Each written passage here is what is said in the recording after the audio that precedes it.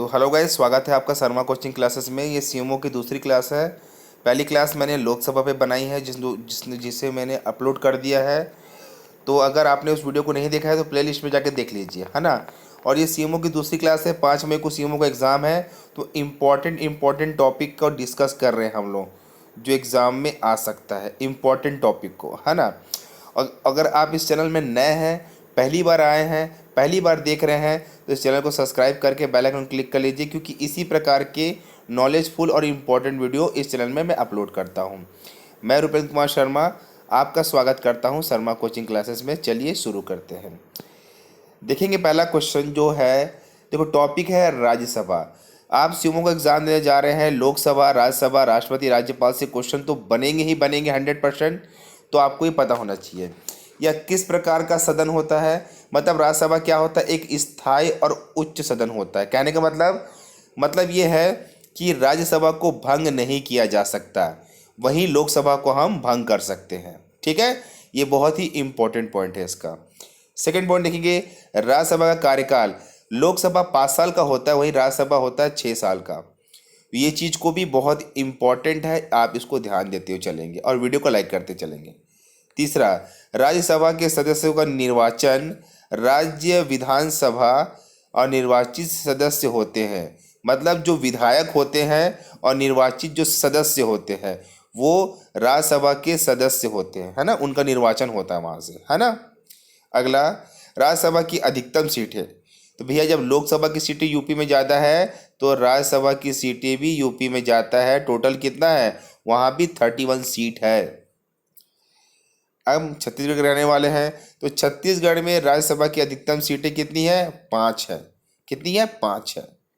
तो वीडियो को डिटेलिंग में समझेंगे ताकि जब मैं इसका ऑब्जेक्टिव कराऊँ आपको तो आपसे वो वीडियो या फिर वो जो टॉपिक है आपसे कवर होना चाहिए। ठीक है ना। 6 पॉइंट देखेंगे, राज्यसभा की अधिकतम सीटें तो 250 सीट होती है। मैक्सिमम सीट पूरे भारत में 250 सीट होती है। ठीक है, बहुत ही इंपॉर्टेंट पॉइंट से अपने कॉपी में नोट कर लीजिए। जो भी घर में पढ़ाई कर रहे हैं, जो कोचिंग नहीं जा पाते, है ना, ये वीडियो बहुत ही हेल्पफुल है उनके लिए। ठीक है, अगला देखते हैं।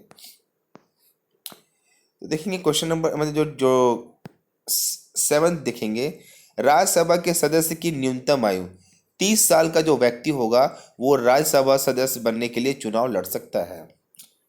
राज्यसभा को कभी भंग नहीं किया जा सकता, वह एक स्थायी सदन होता है। मैंने क्या बताया आपको, लोकसभा भंग किया जा सकता है पर राज्यसभा भंग नहीं किया जा सकता।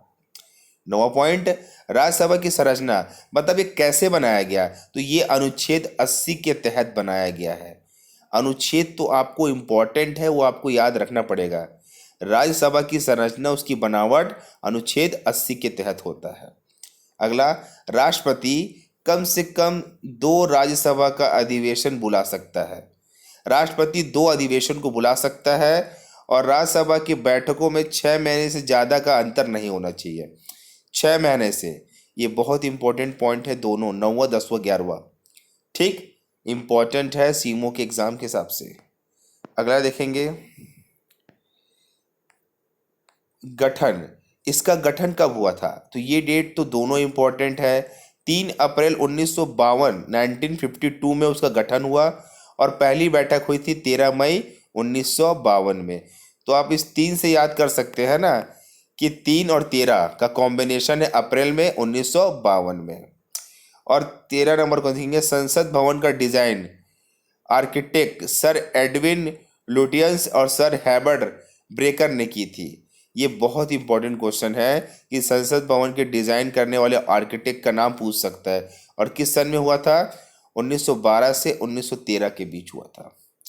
तो संसद से, राज्यसभा से, लोकसभा से क्वेश्चन बनते ही बनते हैं। तो ये सब क्वेश्चन को आप करते हुए चलेंगे, बहुत इंपॉर्टेंट क्वेश्चन है। ठीक है, तो अभी के लिए इतना इंपॉर्टेंट क्वेश्चन काफ़ी है। मैं इसके जो ऑब्जेक्टिव अपलोड करूंगा उसको भी देख लेना और वीडियो को लाइक कर लेना। और अगर आप चैनल पर नए हैं तो चैनल को सब्सक्राइब किए बगैर मत जाइए, क्योंकि इसी प्रकार के नॉलेजफुल वीडियो मैं अपने हाथ से बना के डालता हूँ, हाथ से लिखता हूँ, आईएमपी क्वेश्चन सेलेक्ट करता हूँ और आप लोग के लिए लाता हूँ ताकि आपकी पढ़ाई अच्छी हो सके। धन्यवाद, थैंक यू।